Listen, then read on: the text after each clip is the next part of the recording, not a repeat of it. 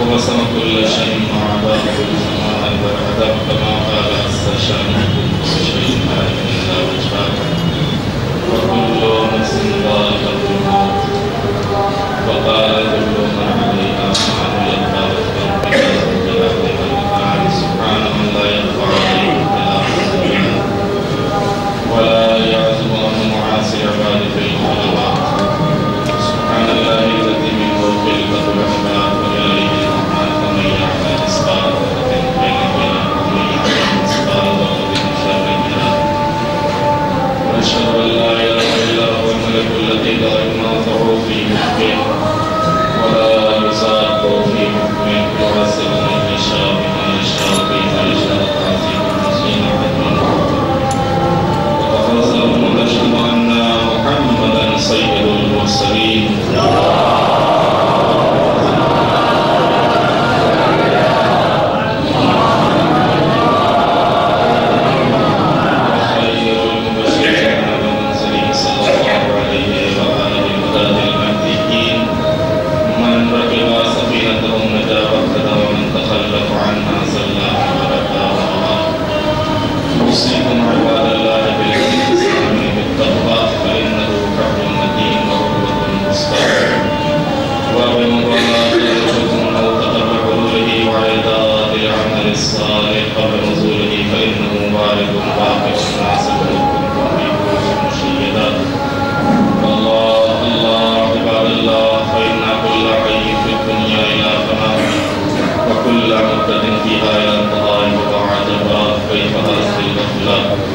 وإنما نحن تركم وقوف أبناء السبيل سيزر عليهم قدر حديث فيتدلون ما خير وأسفا إلى متى تلك الرحم ترتدوا في نار التاريخ ولا محفوظة في القدر معروفة لا يكون عفوانها ولا يسلم مزدرج فيها مسموم ولا معنى فيها معلوم كيف لا تعتبدون بالقرآن فالسلام بالتسبرس سبيلا وفقد للصادق محمد الحارم وهذا الطبيب جينا من لا مسموم وحدثاهم ولا تزاورون وغربتا من بيت وحدتنا ومنزل وحشتنا ومحب غفرتنا ومفرد غربتنا ومصيبتا وأسرع التلف وأبعد السفر وأقل الزاد ونفسا زاخر الإقبال والكلام بين بلاس الشرع وحزنا إذن تتازرنا خبات الأحباء والأقرباء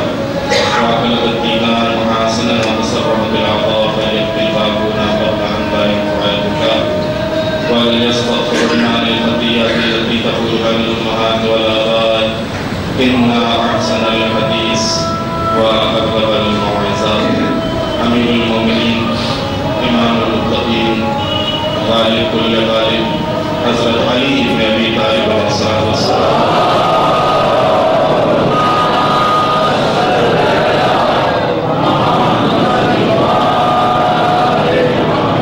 ارشاد گرامی آپ نے فرمایا کہ اسلام سے بلندر کوئی بھی شرف اور عزت نہیں ہے اور تقوی سے زیادہ کوئی عزت نہیں ہے پرہیزگاری سے بہتر کوئی پناہ گاہ نہیں ہے اور توبہ سے زیادہ کامیاب کوئی شفاعت کرنے والا نہیں ہے قناعت سنتوش قناعت سے زیادہ مالدار بنانے والا کوئی نہیں ہے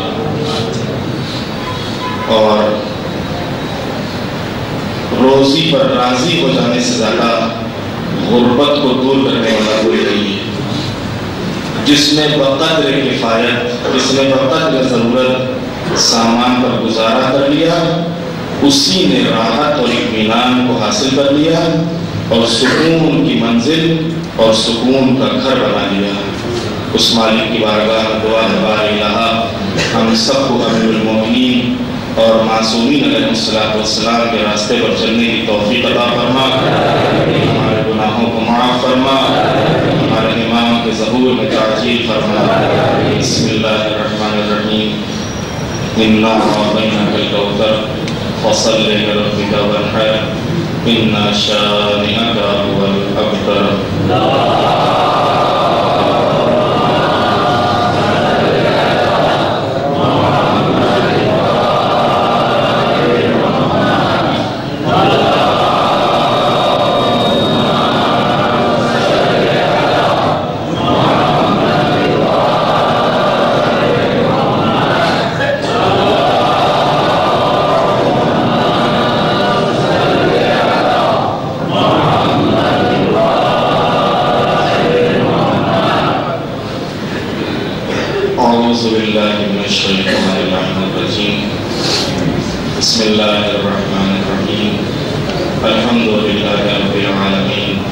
الصلاة والسلام على رسوله الكريم سيدنا ونبينا وشفيع المذنبين أبي القاسم محمد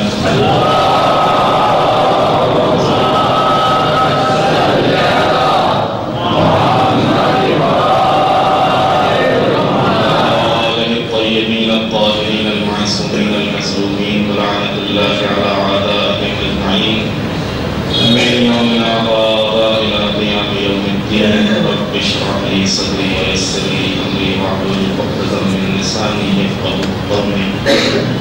أما بعد فقد قال الله العليم في القرآن الكريم بسم الله الرحمن الرحيم إن الله وملائكته يصلون على النبي يا أيها الذين آمنوا صلوا عليه وسلموا تسليما.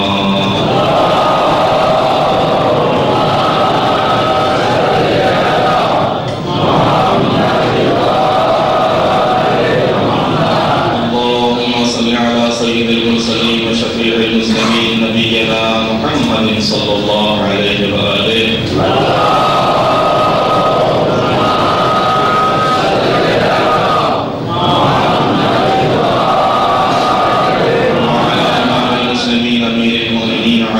أبي طالب صلوات الله وسلامه عليه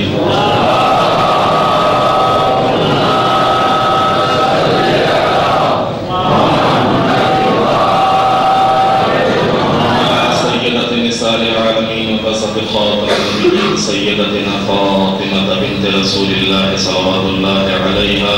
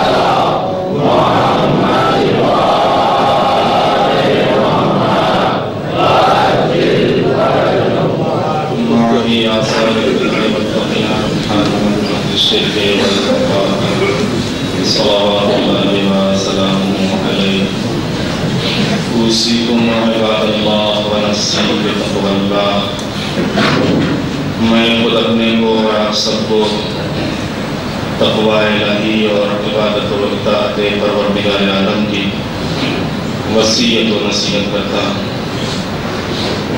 گفتگو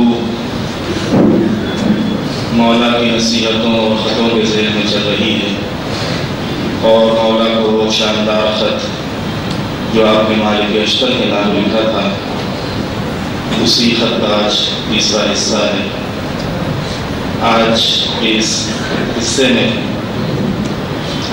عام لوگوں سے تعلقات، دفاع، ڈیفنس، قضاوت، فیصلے، عمال، ورکرز، خراج، ٹیکس، کاتبوں کا بیان، یعنی جو کلرک وغیرہ ہوں، ان تمام لوگوں کے ساتھ ہمارا کیسا سلوک ہونا چاہیے اور کیسے لوگ معین ہونا چاہیے۔ سب سے پہلے عام لوگوں سے تعلقات۔ اس میں مولانا فرماتے ہیں کہ عام لوگوں سے تعلقات کا تذکرہ کرتے ہوئے مولانا فرماتے ہیں کہ اس کے بعد اپنا رابطہ بلند خاندانوں، نیک گھرانے کے لوگوں، عمدہ روایات والے اور صاحبان ہمت، شجاعت، سخاوت اور کرم سے مضبوط رکھو۔ یہ لوگ کرم کا سرمایہ ہے اور نیکیوں کا سرچشمہ ہے۔ ان کے حالات کی اسی طرح دیکھ بھال رکھنا جس طرح ماں باپ اپنی اولاد کے اوپر نظر رکھتے ہیں۔ عزیزان محترم، یہاں پر بھی مولا نے یہ بیان کیا کہ دیکھو عام لوگوں سے تعلقات کے سلسلے میں کہ دیکھو نیک گھرانے کے لوگ، عمدہ گھرانے، عمدہ روایات کا مطلب جن کا سابقہ اچھا ہو، جن کا ماضی اچھا ہو۔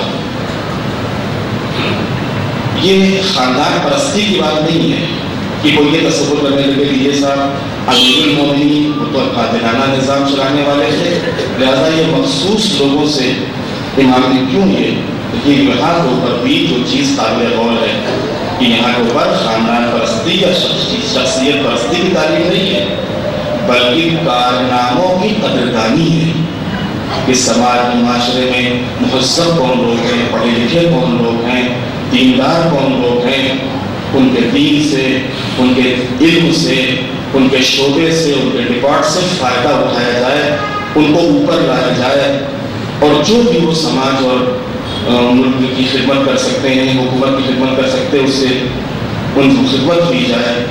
تو یہاں کے اوپر کہ جن گھروں میں بڑے کارنامے والے افراد پائے جاتے ہیں، ان کی تربیت اور ذہنیت دوسرے افراد سے بلندتر ہوتی ہے۔ ظاہر سی بات ہے کہ ان پڑھ آدمی اور ایک اسی کے مقابلے میں پڑھا لکھا آدمی، بہرحال دونوں کے مزاج میں، دونوں کے فکر میں، دونوں کی سوچ میں زمین آسمان کا فرق ہوگا۔ اور اس رابطے کا مقصد بھی کوئی دنیاوی امتیاز نہیں ہے، بلکہ اس رابطے کا مقصد بھی ان کی صلاحیتوں سے فائدہ اٹھانا اور انہیں بروئے کار لانا۔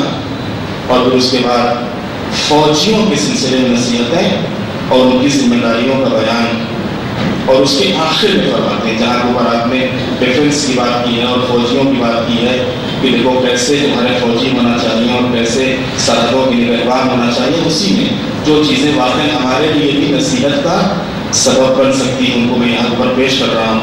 اس کے بعد ہر شخص کے کارنامے کو پہچانتے رہنا، توجہ کیجیے گا، کس کون آدمی نے کیا کارنامہ انجام دیا ہے، کیا کام کیا ہے، اس کو دیکھتے رہنا، کارنامے کو پہچانتے رہنا، اور کسی کے کارنامے کو دوسرے کے نام اعمال میں درج نہ کر دینا۔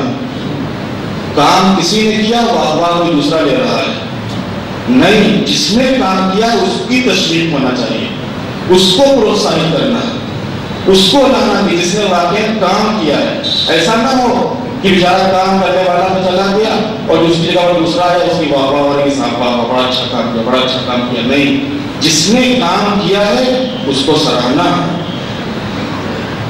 اور ان کا مکمل بدلہ دینا، جس نے بھی جو کام کیا ہے جو بھی ممکن ہو اس کا بدلہ دینا، اور بدلہ دینے میں کوتاہی نہ کرنا، اور کسی کی سماجی حیثیت تمہیں اس بات پر آمادہ نہ کر دے کہ تم اس کے معمولی کام کو بڑا قرار دے دو، کیونکہ آدمی بڑا ہے کہ اگر چھوٹا کام بھی کرتا ہے تو واہ واہ واہ واہ، اور بیچارہ چھوٹا آدمی بڑا کام بھی کرتا ہے تو کوئی تعریف کرنے والا نہیں۔ لہذا دیکھو اس چیز کا خیال رکھنا، یہ مولا کی نصیحت ہے کہ دیکھو ایسا نہ ہو کہ معلوم ہوا کہ خاندان کا بڑا تھا، چھوٹا کام کیا، تم نے اس کو تو خوب بڑھا دیا، اور بیچارہ ایک معمولی انسان، اس نے بہت بڑا کام کیا تھا لیکن کیونکہ بیچارہ غریب تھا اس کے اوپر کوئی توجہ نہیں دی.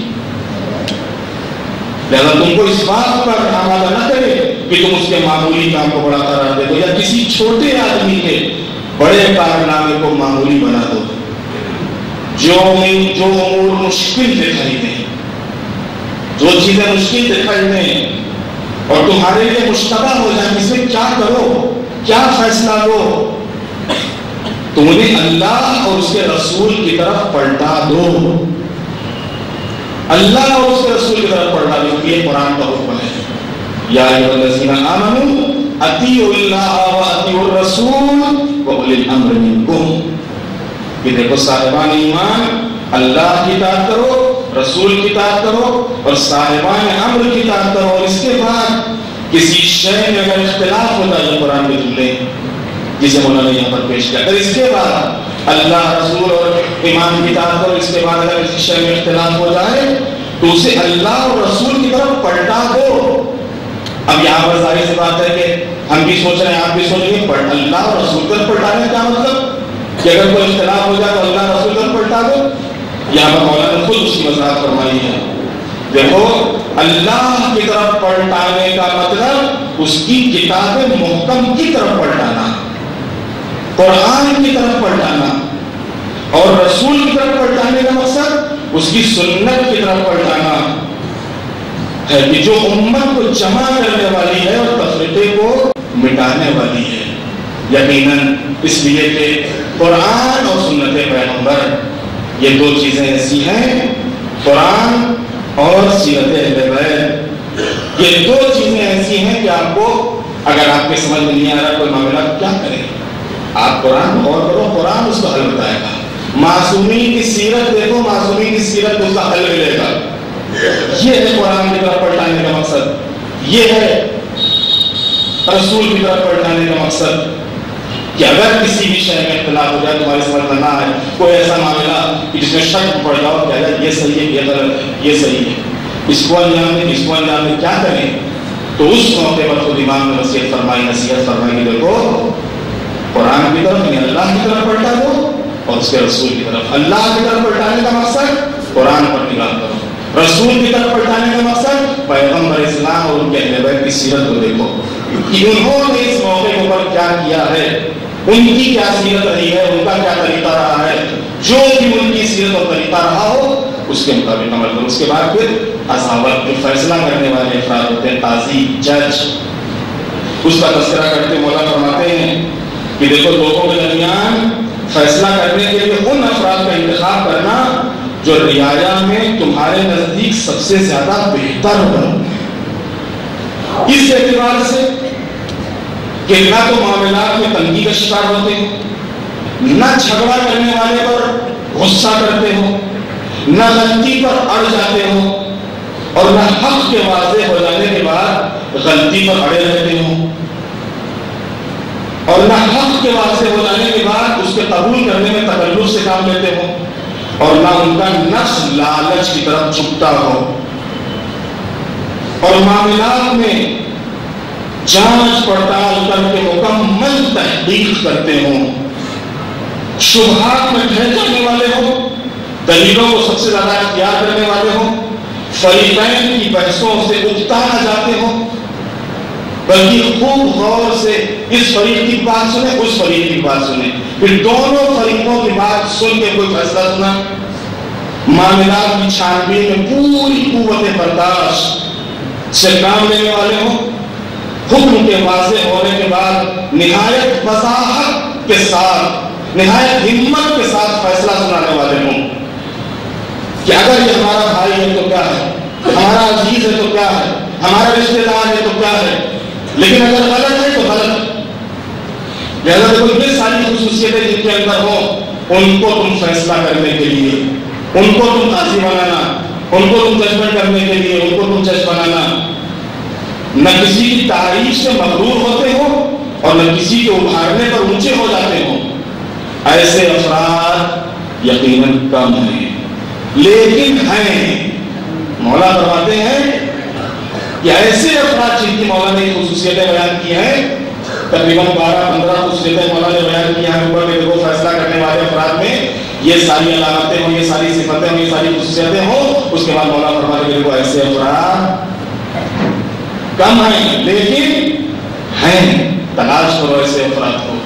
کبھی فیصلے کی بات آئے تو ایسے افراد کو تلاش کرو، ان سے فیصلہ کرو، اور ان کو اتنا تم دے دینا، یہ حسن، ان کو اتنا دے دینا کہ ان کی ضرورت پوری ہو جائے. رشوت یہیں سے آتی ہے جب ضرورت پوری نہیں ہوتی ہے. کیوں ایک قاضی رشوت لینے لگا؟ کیوں قاضی گھوس لیتا ہے؟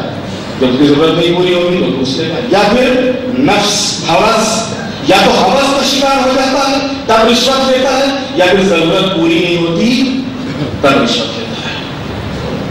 لہذا اس کو اتنا دے دینا کہ کسی دوسرے مال کی طرف وہ نگاہ نہ کرے کہ ہاں اگر یہ فیصلہ اس کا سنا دیا تو چلو 10-20 ہزار کا فائدہ ہو جائے گا، اگر اس کے حق میں فیصلہ سنا دیا تو چلو ادھر سے فائدہ ہو جائے گا. نہیں، اس کو اتنا دے دینا کہ اس کی ضرورت پوری ہو جائے، اور اس کے بعد پھر یہ تعزیوں اور چیزوں کے بیان کے بعد منصب داروں، عہدے داروں، ورکرز کا تذکرہ کرتے ہوئے مولا فرماتے ہیں قربان جائے مولا پہ،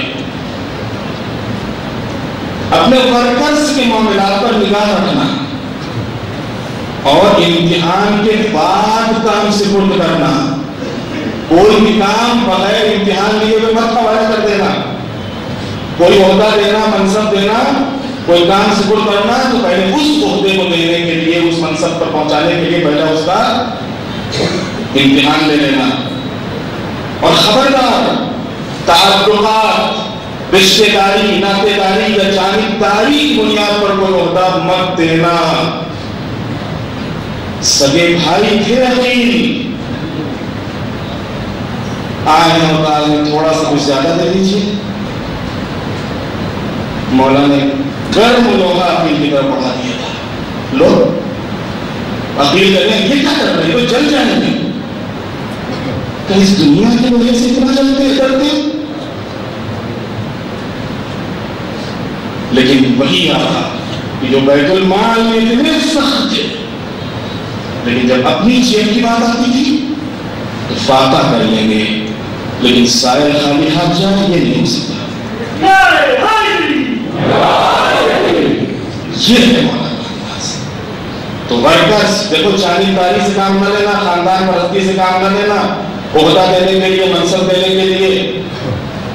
اور یہ باتیں، کیونکہ اگر تم نے یہ عہدے اور جانبداری سے کام لیا تو یہ باتیں کیا ہوتی ہیں؟ ظلم اور خیانت کے اثرات میں شامل ہیں. اور دیکھو، ان میں بھی جو مخلص اور غیرت مند ہوں ان کو تلاش کرنا. یہ جو اچھے گھرانے کے افراد ہوں، نیک گھرانے کے، بااخلاق اور مہذب گھرانے کے، اور اسلام میں پہلی ان کی خدمتیں رہ چکی ہوں، ان کا سابقہ، ان کا ماضی ان کا اچھا ہو.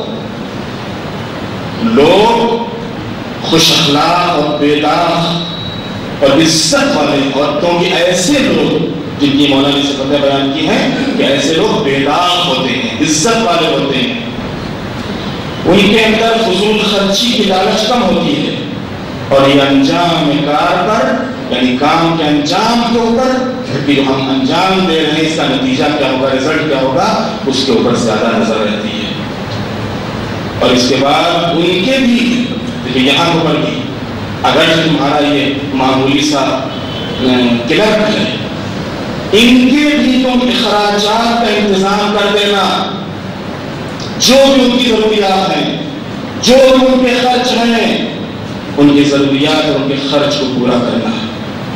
میں نے عرض کیا کہ ظاہر سی بات ہے کہ ایک انسان رات سے بے رات کیوں ہوتا ہے، کرپشن کیوں ہوتا ہے، دھاندلی کیوں ہوتی ہے، دھوکہ دھڑی کیوں ہوتی ہے؟ اگر انسان کے اندر ذرا بھی دین نہیں ہوتا ہے، سنتوش نہیں ہوتا ہے، اللہ پر بھروسہ نہیں ہوتا ہے، تو ظاہر سی بات ہے سامنے چیز ہے، خالی ایک اچھر ادھر سے ادھر کرنا ہے، ایک شون ادھر سے ادھر کرنا ہے، ایک فائل ادھر سے ادھر کرنا ہے، تو ادھر تھوڑا کام آسان ہے. ایک شون ادھر سے ادھر کرنا ہے، ایک اچھر ادھر سے ادھر کرنا ہے، فائل ادھر ادھر کر دینا، اپنا تو کام بن جائے گا. بھلے گورنمنٹ دے کے نہ دے، بھلے ہم جس آفس میں کام کر رہے ہیں وہ دے کے نہ دے، لیکن اپنے پاس تو آ رہا ہے. لیکن یہ کب چیز پیدا ہوتی ہے؟ جب ورکرز کی ضرورت پوری نہیں ہوتی. لہذا ورکرز اگر آپ کلرک رکھیے، آفیسر رکھیے، تو کلرک کی بھی کم سے کم اتنی تنخواہ رکھیے جس سے اس کی ضرورت پوری ہو جائے، تاکہ دوسری طرف نہ گھمائے، دوسری طرف نگاہ نہ کرے، تاکہ اس کو کرپشن کی عادت نہ پڑے، چوری کی عادت نہ پڑے. یہاں جب ضرورت پوری ہو رہی، ہمارا مالک اور ہمارا سیٹ خود ہمارا اتنا خیال رکھتا ہے کہ ہم کو خود جو ہماری ضرورت ہوتی ہے اسی کے مطابق ہم کو پیمنٹ کرتا ہے، تو ظاہر سے کیوں چلے گا ادھر ادھر کو. اور پھر اس کے بعد مولا فرماتے ہیں دیکھو اس سے کیا ہوتا ہے؟ اصلاح نفس پیدا ہوتی ہے، نفس کی اصلاح. اگر تم نے پورا پیمنٹ کر دیا، اس کو پوری تنخواہ دی، کبھی کبھی کیا ہوتا ہے کہ اخراجات تو پورے کیے جاتے ہیں لیکن احسان جتا ہے، تنخواہ کے طور پر نہیں. یہ بھی غلط ہے، یہ بھی غلط ہے. تنخواہ تو ہم 2000 روپے دیں گے لیکن ہاں ٹھیک ہے تمہاری ضرورت پوری کر دیں گے. اب بیچارہ شادی ہوئی، گڑگڑا رہا ہے ہاتھ جوڑے ہوئے، زیارت پہ جا رہا ہے ہاتھ گڑگڑا رہا ہے ہاتھ جوڑے ہوئے، گھر بنا رہا ہے گڑگڑا رہا ہے ہاتھ جوڑے ہوئے. تنخواہ 2000-2500، یہی جو تم بات میں گڑگڑا کے دے رہے ہو اسی کو تنخواہ میں شامل کر دو تاکہ اس کا بلند ہو کے زندگی گزارے، تاکہ عزت سے زندگی گزارے. اس سے عزت نفس، مولا فرماتے ہیں جس کی وجہ سے عزت نفس پیدا ہوگی اس کے اندر، اور پھر دوسرے کے مال پر قبضہ کرنے سے وہ بے نیاز ہو جائے گا.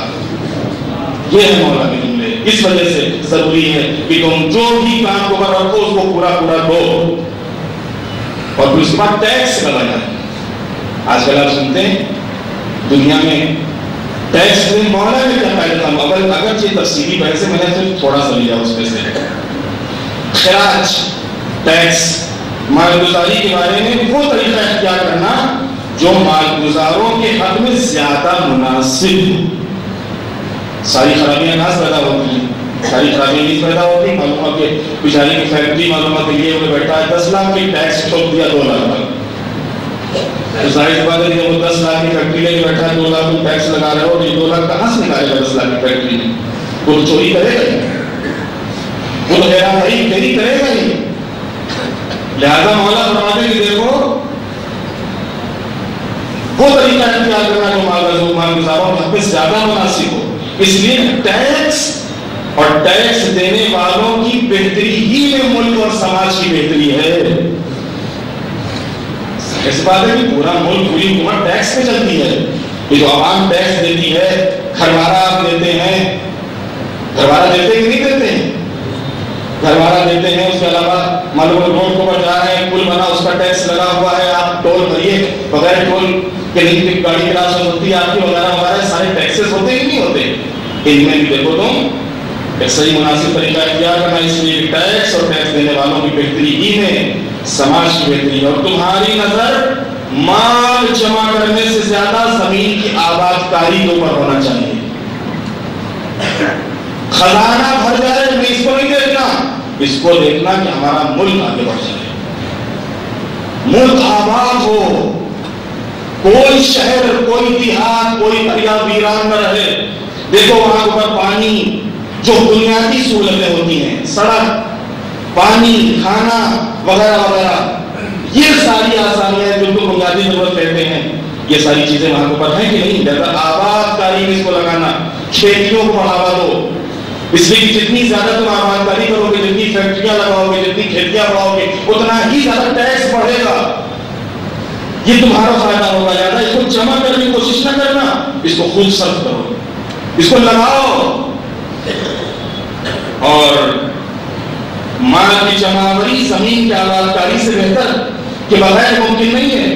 اور جس نے آباد کاری کے بغیر مال گزاری کا مطالبہ کیا، اس نے شہروں کو برباد کر دیا اور بندوں کو تباہ کر دیا، اور اس کی حکومت چند دنوں سے زیادہ نہیں ٹک سکے گی. یہ مولا کے جملے ہیں.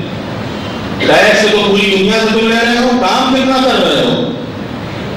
لہذا چند دنوں سے زیادہ اس کی حکومت نہیں ٹک سکے گی. اور اس کے بعد پھر کاتبوں اور کلرکوں کے مسئلوں کو بیان کیا، مولا فرماتے ہیں کہ اس کے بعد منشیوں کے حالات پر نظر رکھنا اور اپنے امور کو بہترین افراد کے حوالے کر دینا، اور ان کا تقرر بھی صرف ذاتی ہوشیاری یا خوش اعتمادی یا حسن ظن کی بنیاد پر نہ کر لینا کہ ہاں ظاہر میں انسان بڑا اچھا ہے، اس کو ہمارے اور تم نے نیک گمان کر کے اس کو رکھ لیا. نہیں، خالی خوش اعتمادی اور حسن ظن کی بنیاد پر اس کا اپوائنٹمنٹ مت کر لینا، بلکہ اکثر لوگ حکام کے سامنے بناوٹی اور میٹھی میٹھی باتیں کر کے اور زیادہ کام کر کے بڑے بڑے عہدوں کے لالچ میں رہتے ہیں، کہ لہٰذا ان کا کام خالی حکام بھی دکھانے کے لیے نہ ہو بلکہ کام سماج کے لیے ہو، کام خوشنودی خدا کے لیے ہو. جب اس کے پس پشت نہ کوئی یا خلوص ہوتا ہے اور نہ مانتداری. اور اس کے بعد آخر میں جو آج کا یہ آخری بیان ہے، آپ کا مسئلہ ہے ویوپاری، تاجروں کے ساتھ کیسا سلوک کرنا. تاجروں کے ساتھ دیکھو تمہارا طریقہ کیا ہونا چاہیے. دیکھو تاجروں اور صنعت کاروں کے بارے میں نصیحت حاصل کرو اور دوسروں کو ان کے ساتھ نیک برتاؤ کی نصیحت کرو. اس کے ساتھ اب نہیں بولیں گے، آپ کا معاملہ ہے نا، آپ کے ساتھ تاجروں کے ساتھ نیک برتاؤ کرنے کی، ان کے ساتھ ایک دوسرے کو وصیت کرتے رہنا کہ دیکھو تاجروں کے ساتھ نیک برتاؤ کرو، چاہے وہ ایک مقام پر کام کرنے والے ہوں یا جا بجا گردش کرنے والے. یہاں کام کر رہے ہیں، آج بھاونگر میں ہے، کل احمد آباد میں ہے، مثلا ممبئی میں ہے، آج ہندوستان میں ہے، کل دبئی میں ہے، چاہے وہ فیلڈ پہ کام کرنے والے ہوں یا ایک جگہ پر بیٹھ کر کام کرنے والے ہوں اور جسمانی محنت سے روزی کمانے والے ہوں. اس لیے کہ یہی افراد منافع کا مرکز ہیں. یہ جو ویوپاری لوگ ہیں، یہ جو تاجر لوگ ہیں، یہی فائدے کا مرکز ہے، منافع کا مرکز ہے. ضروریات زندگی کے مہیا کرنے کا بہترین یہ وسیلہ ہوتے ہیں. ظاہر سی بات ہے کہ اگر تاجر آج تاجر ویوپار منڈل جس کو بولتے ہیں، ویوپار منڈل کا آج ہڑتال کر دے، پوری ہوں گی ضروریات. ویوپار منڈل کے ہاتھ میں پورا شہر ہوتا ہے. لہذا دیکھو یہ جو ویوپار منڈل ہے، اس کو تم اعتماد میں لینا، اس کے ساتھ نیک برتاؤ کرنا، اس لیے کہ یہ سماج کی ضرورتوں کو پورا کرنے والے ہوتے ہیں. کسی کو آٹا چاہیے، کسی کو دال چاہیے، کسی کو چاول چاہیے، کسی کو کچھ چاہیے، کسی کو کھل کے اور دوسرے جو اسباب ہیں ضرورت کے وہ چاہیے. یہ ساری چیزیں کہاں سے ملیں گی؟ دکانوں ہی تو ملیں گی، فیکٹریوں ہی تو ملیں گی، تاجروں ہی کے پاس سے تو ملیں گی. یہی دور دراز مقامات تک، بر و بحر، دریا اور پہاڑ، دریا اور خشکی، کوہ و میدان، خشکی اور پہاڑ، ہر جگہ ان ضروریات کے پورے کرنے، ہر جگہ سے ان ضروریات کے فراہم کرنے والے ہوتے ہیں. ویوپاری جو ہوتے ہیں کبھی کبھی پہاڑی علاقوں سے، کبھی کبھی دریا سے، کبھی کبھی دور دراز کے علاقوں سے شہروں میں کیا چیز کی ضرورت ہے وہ سامان لے کر آتے ہیں. ان کی ضروریات کو پورا کرنے والے ہوتے ہیں. جہاں لوگوں کی پہنچ نہیں ہوتی وہاں ویوپاری پہنچ جاتا ہے، وہاں ایک تاجر پہنچ جاتا ہے. اور جہاں تک جانے کی لوگوں کے اندر ہمت نہیں کرتے، یہ وہ امن پسند لوگ ہیں، شانتی والے. یہ وہ لوگ، یہ وہ امن پسند لوگ ہیں جن سے فساد کا خطرہ نہیں ہوتا، اور وہ صلح و آشتی والے ہوتے ہیں جن سے شورش کا، بغاوت کا اندیشہ نہیں ہوتا. تاجر کبھی بغاوت نہیں کرتا ہے. آپ دیکھ لیجیے گجرات میں، وہ 10 یا 15 سال حکومت کرتے کبھی کوئی بغاوت نہیں کرے گا. جن سے شورش کا اندیشہ نہیں ہوتا، کبھی بھی بغاوت کا اندیشہ نہیں ہوگا. اپنے سامنے، اب یہاں سے تھوڑا سا تلخ ہے، اس کو بھی ذرا سا سنیے گا ہمت سے. اپنے سامنے اور دوسرے شہروں میں پھیلے ہوئے ان کے معاملات کی نگرانی کرتے رہنا. کیوں؟ اور یہ خیال رکھنا کہ ان میں بہت سے لوگ انتہائی تنگ نظر ہوتے ہیں. چھوٹی فکروں والے، محدود فکروں والے، وہ کاروبار سے ہٹ کے کچھ جانتے ہی نہیں، کہاں سے کیا دنیاوی فائدہ حاصل ہو وہ یہ بتاؤ، اس میں ان کا ذہن، ان کا دماغ خوب لگے گا۔ لیکن ہمارا نفع نقصان، سماج کا نفع نقصان، دین کا نفع نقصان، مذہب کا نفع نقصان کہاں سے ہوتا ہے؟ ان کی عقل کام نہیں کرتی۔ لہذا یہ ان میں سے اکثریت زیادہ تر بہت چھوٹی فکروں والے ہوتے ہیں، تنگ نظر، ان کا دماغ، ان کی فکریں کھلی نہیں ہوتی ہیں۔ اب اگر سے باہر بھی دیکھتے ہیں کہ ہاں باہر کیا ہو رہا ہے، ہندوستان کے باہر کیا ہو رہا ہے، دنیا میں کیا ہو رہا ہے، ہاں وہ بھی ہم دیکھیں گے تو کاروباری نظر سے دیکھیں گے۔ اگر باہر بھی دیکھیں گے تو کاروباری نظر سے دیکھیں گے۔ لہذا ان میں انتہائی تنگ نظری پائی جاتی ہے، اور بدترین قسم کے کنجوس بھی انہی میں ہوتے ہیں۔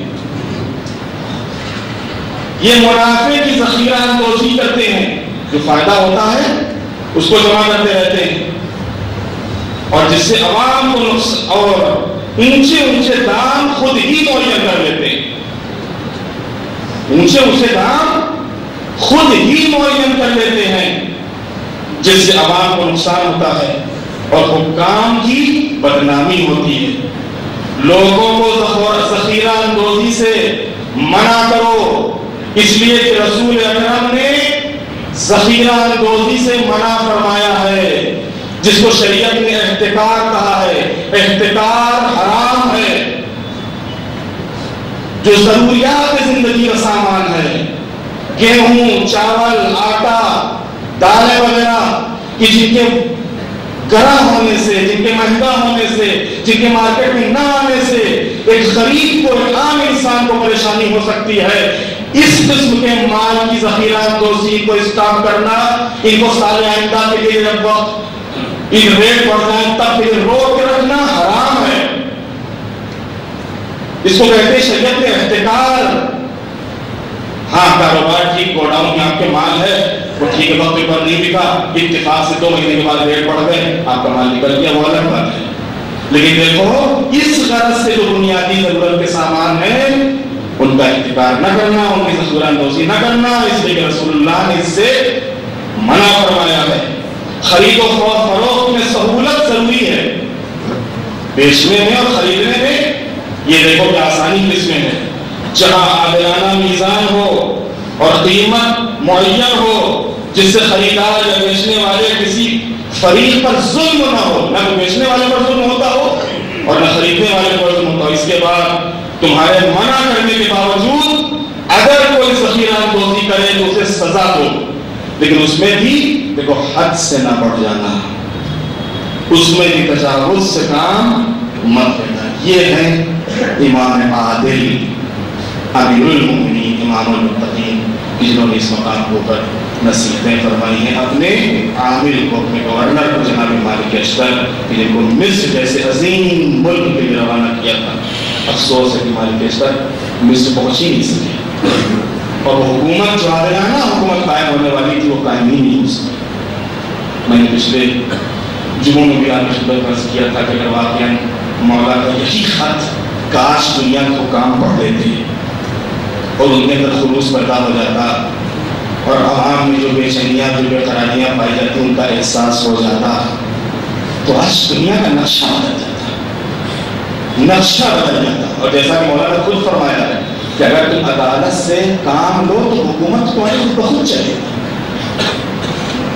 پبلک خلاف تو ہوتی، پبلک خلاف وہاں ہوتی یہاں پر دیکھتی ہے کہ ہاں ہم یہ پبلک سے اصولے چلے جا رہے ہیں لیکن پبلک کے لیے کام کچھ نہیں ہو رہا، وہاں سے بغاوت پیدا ہوتی ہے، وہاں سے کشمکش پیدا ہوتی ہے۔ آج دنیا کے اکثر ملکوں میں، اکثر کیا 99 ملکوں میں یہ دیکھ رہے ہیں کہ یہاں کے اوپر بے انصافی ہے، بے عدالتی ہے، بے راہبری ہے، اور حکومت اور سطح کے لیے ہر کام کرنے کے لیے تیار رہا ہے، ہر کام۔ حکومت میں چاہے سطح آ جائے، جو بھی کام کرنا پڑے، چاہے لاشوں کے اوپر سے گزرنا پڑے، چاہے ملکوں کو برباد کرنا پڑے، چاہے کسی دیش کو ایٹم بم سنانا پڑے، لیکن اپنی حکومت، اپنی سطح باقی رہے۔ لیکن ظاہر سی بات ہے کہ ظلم پنپتا نہیں ہے، ظلم کو تمام نہیں ہوتا ہے۔ ممکن ہے کہ ظالم کی رسی میں اللہ ڈھیل دے دے، اس کو بھی تھوڑی مہلت دے دے، لیکن پروردگار عالم کو کافر کی حکومت پسند ہے لیکن ظالم کی حکومت پسند نہیں ہے۔ کافر کو اللہ برداشت کر لے گا لیکن ظالم کو اللہ برداشت نہیں کرتا ہے۔ آج ہم دنیا میں جو دیکھ رہے ہیں، جو افراتفری پاکستان، افغانستان، عراق، سیریا، بحرین، یمن، مصر، عراق، تب یہی سب چیزیں ہیں کہ جہاں پر اپنی سلطہ اور اپنی حکومت کے لیے آج لوگوں کے اور مظلوموں کے خون کی ہولی کھیلی جا رہی ہے۔ کاش دل بدلے، کاش حکام کو عقل آ جائے، کاش ان مظلوموں کی فریاد اللہ سن لے، کاش ان ظالموں کا خاتمہ ہو، دنیا کا نقشہ بدل جائے کہ انشاءاللہ بدلنے والا ہے۔ اس مالک کی بارگاہ میں دعا ہے، بار الہ ہم سب بڑے گناہگار اور خطاکار بندے ہیں، معبود اپنے لطف خاص اور کرم خاص سے ہمارے گناہوں کو معاف فرما، پرچم اسلام کو سربلند فرما، پرچم کفر اور نفاق کو سرنگون فرما، دشمنان اسلام اور دشمنان تشیع کو ذلیل خوار اور نیز کو نابود فرما۔ بار الہ مومنین جو مریض ان کو شفا عطا فرما، جو مقروض ان قرضوں کو ادا فرما، جو پریشان ہیں ان کی پریشانیوں کو دور فرما، جو دنیا سے رخصت ہو چکے ہیں معبود ان کی مغفرت فرما۔